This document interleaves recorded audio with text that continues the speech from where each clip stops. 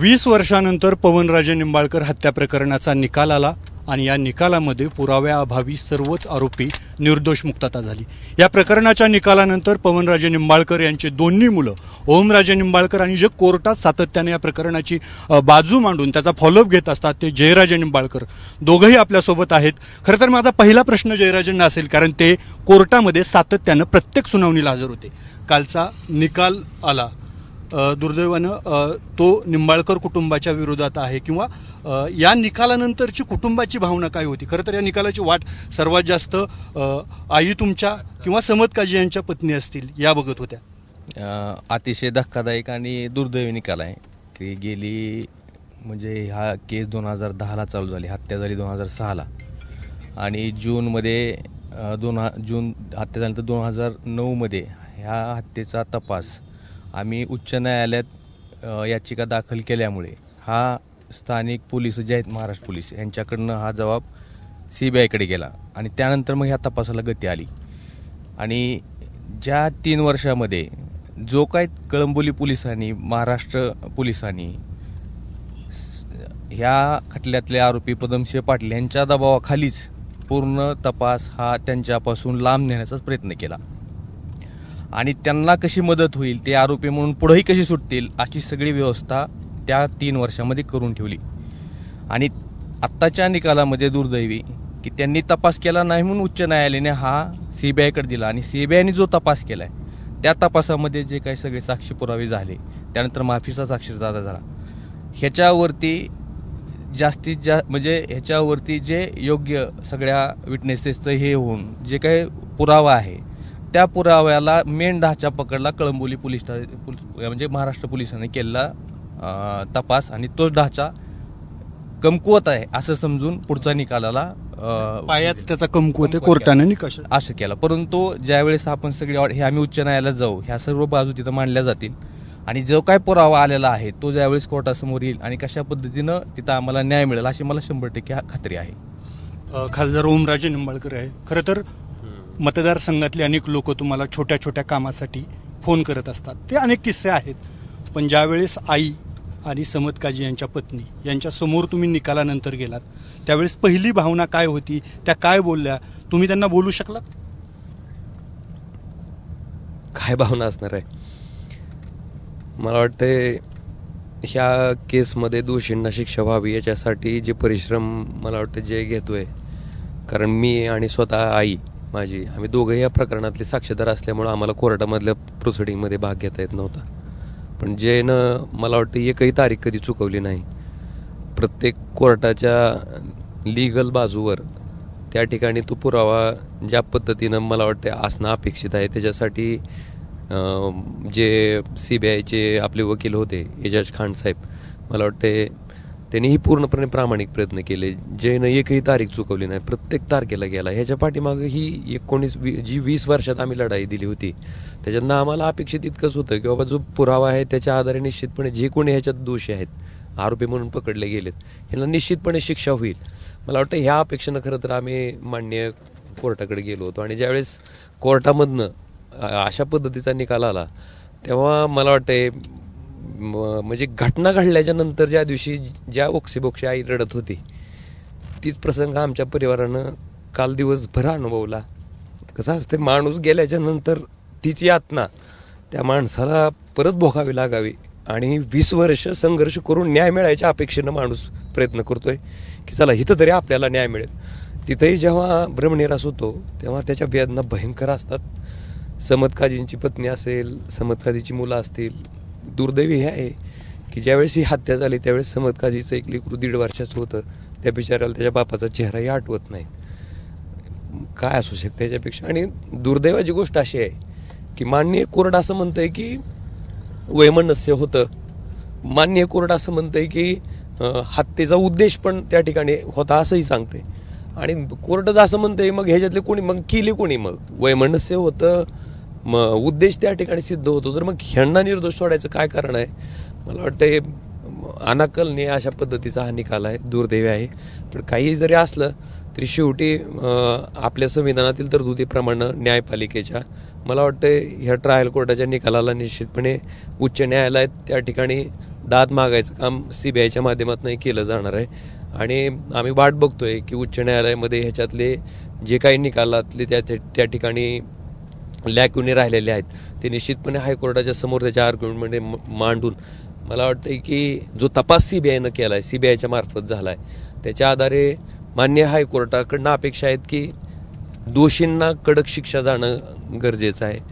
एक संदेश जाणं गरजेचं आहे की अशा पद्धतीनं निगृतपणे शांत डोक्यानं 2-2 खून करणं, मला वाटतंय रक्ताच्या नात्याला काळी फासणं, मला वाटतंय ह्याच्यापेक्षा वाईट गोष्ट कुठली असू शकत नाही.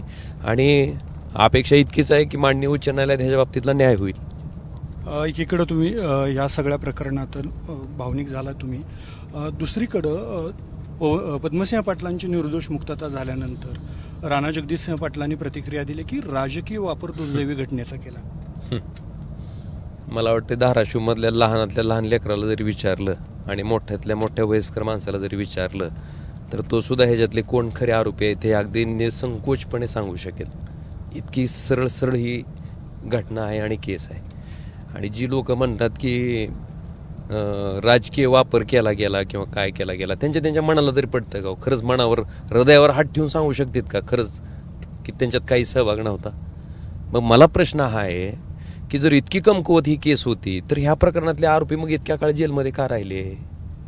काय कारण आहे त्यांचं? 14-14, 15-15 वर्ष.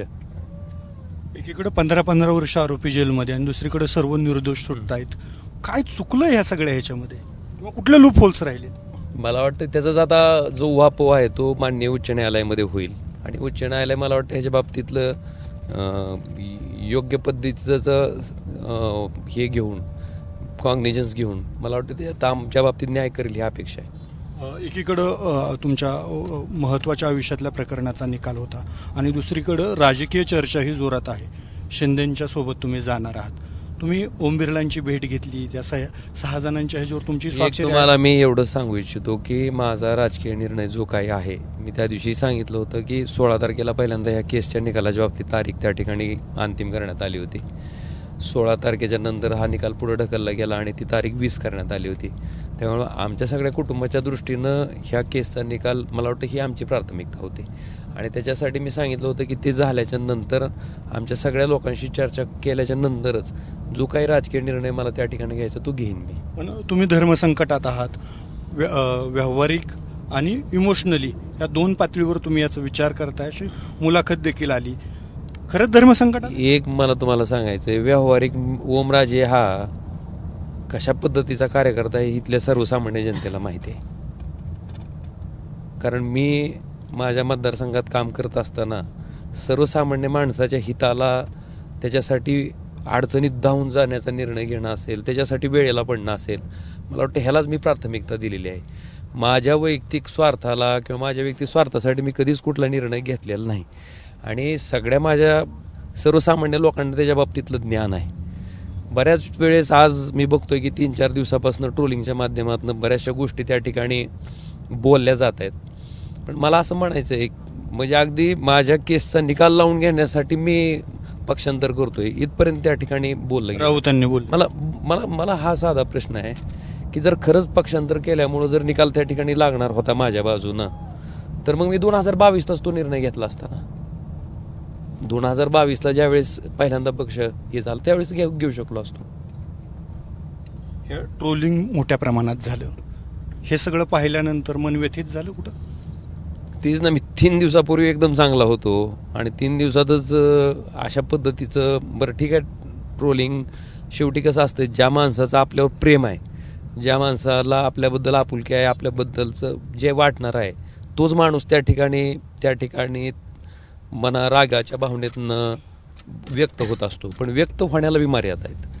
मला वाटते घरातल्या कुटुंबातल्या व्यक्तीवर अतिशय खालच्या पातळीवर जाऊन जर त्या ठिकाणी कमेंट करत असाल तर मला वाटतं तुमचा सुद्धा जन्म त्याच पद्धतीनं झालाय जसा माझा झालाय. तुम्हाला जसे आईबाप आहेत तसेच मला आहेत.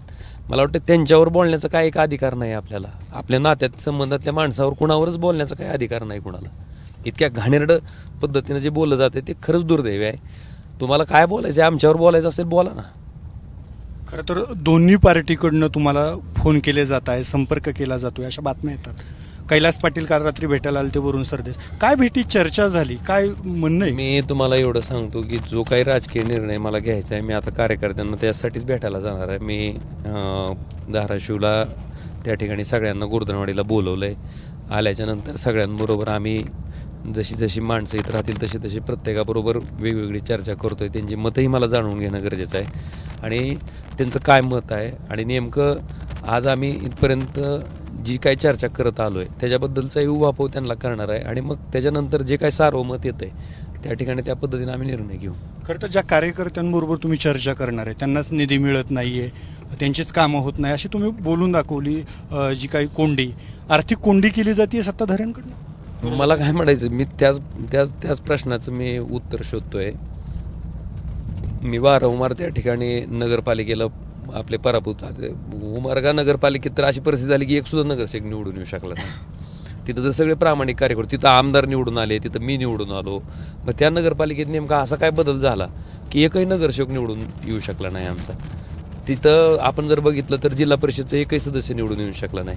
पंचायत समितीची तिचा एक फक्त पंचायत समितीचा सदस्य त्या ठिकाणी निवडून आला आहे. मला वाटतं अशी का दयनीय अवस्था आमची झाली. मग आमचे निष्ठावान असणारे कार्यकर्ते जी की मशाल्या चिन्हावर निवडणूक लढत होते त्या बिचाऱ्यांनी नेमकं असं काय पाप केलं होतं का ते लायक नव्हते निवडणूक लढवायच्या.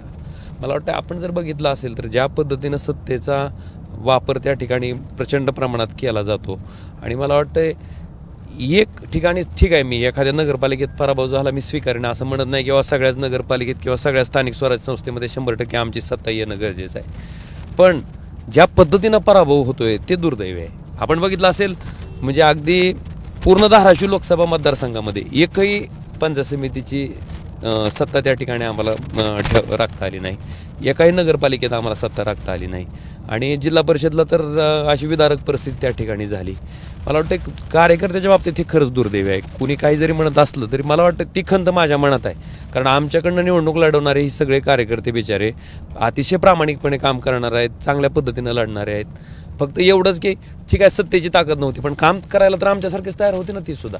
बरं, हा विषय राहिला कार्यकर्त्याचा. आम्ही कुठं कमी पडलोय का की बाबा खासदार म्हणून मी कमी पडलो का, आमदार म्हणून कैलास पाटील कमी पडले का, प्रवीण स्वामी नेमकं आम्ही आपल्याला वेळ दिला नाही, आम्ही तुमच्या संपर्कात नव्हतो असं नाहीच आहे. बरं, आम्ही कुठला दुसरा व्यवसायही करत नाही किंवा बाकीच्या राजकारणासारखं की बाकीचा स्वतःचा सगळा व्यवसाय बघून पुन्हा वेळ मिळाला तर मग सर्वसामान्य माणसाला वेळ असं पण नाही. आमचं पूर्ण वेळ आमचा सर्वसामान्य लोकांसाठी प्रत्येक गोष्टीसाठी आम्ही उपलब्ध आहेत. मग असं सगळं असताना मग नेमकं असं काय झालं की इतका भयंकर पराभव आम्हाला स्वीकारावा लागला. ही सगळी पक्षांतराची चर्चा सुरू झाल्यानंतर खरं तर राऊतांनी तो कोर्टाचं प्रकरण असेल तशीही टीका केली आणि दुसरीकडं ओमराजे हा भंपक माणूस आहे. उद्धव ठाकरेंनी सभेमधून त्यावर भाष्य केलं, जी तुम्ही भाषणं करत होतात, निष्ठेच्या गप्पा, निष्ठेची जी काही भाषणं होती त्यावर खरं तर रोख होता त्यांचा. मी आदरणीय उद्धवजीबद्दल आणि त्या पक्षाच्या नेतृत्वाबद्दल कुणाबद्दलही कधी आजपर्यंत मी कधी बोललेलो नाही, कारण तसंच मला अधिकार बी नाही. आणि म्हणून मला वाटतंय की शेवटी आता राऊत साहेबांना काय वाटतंय ह्याच्याबद्दल मी त्यांना प्रतिक्रिया देणार आहेत का मी मोठा नाही, मी आपला सामान्य कार्यकर्ता आणि सामान्य माणूस आहे. उद्धव ठाकरेंनी स्वतः तुम्हाला काही कॉल केला, आज काही बोलणं झालं? मी आपल्याला म्हणतोय ना, माझा जी काही राजकीय निर्णय घ्यायचा मी मला कार्यकर्त्याशी चर्चा करू दे, झाल्यानंतर मी घेईन. तर हे होते ओमराजे निंबाळकर आणि जयराजे निंबाळकर. वल्डाच्या हत्या प्रकरणाच्या निकालानंतर ते पहिल्यांदाच एबीपी माझावर एकत्र आहेत. जो काही आपला राजकीय निर्णय आहे तो कार्यकर्त्यांशी चर्चा करूनच घेणार असल्याचं ओमराजे यांनी पुन्हा एकदा स्पष्ट केलेलं आहे. अवघ्या काही वेळामध्ये कार्यकर्त्यांशी त्यांची संवाद होईल आणि त्यानंतर ती पुढची भूमिका जाहीर करतील. पण हे कार्यकर्त्यांशी संवाद कसा, वन टू वन करणार आहे का एकत्र सभा होणार आहे? नाही, आमच्या बसणार आहेत की आता वेळ देणार आहे प्रत्येकाला. मी प्रत्येक कार्यकर्त्याला वेळ देऊन त्यांचं म्हणणं जाणून घेणार आणि त्यानंतरच पुढची भूमिका जाहीर करणार असल्याचं ओमराजे यांनी पुन्हा एकदा स्पष्ट केलेलं आहे. अप्पासाहेब शेळके, एबीपी माझा, धाराशिव.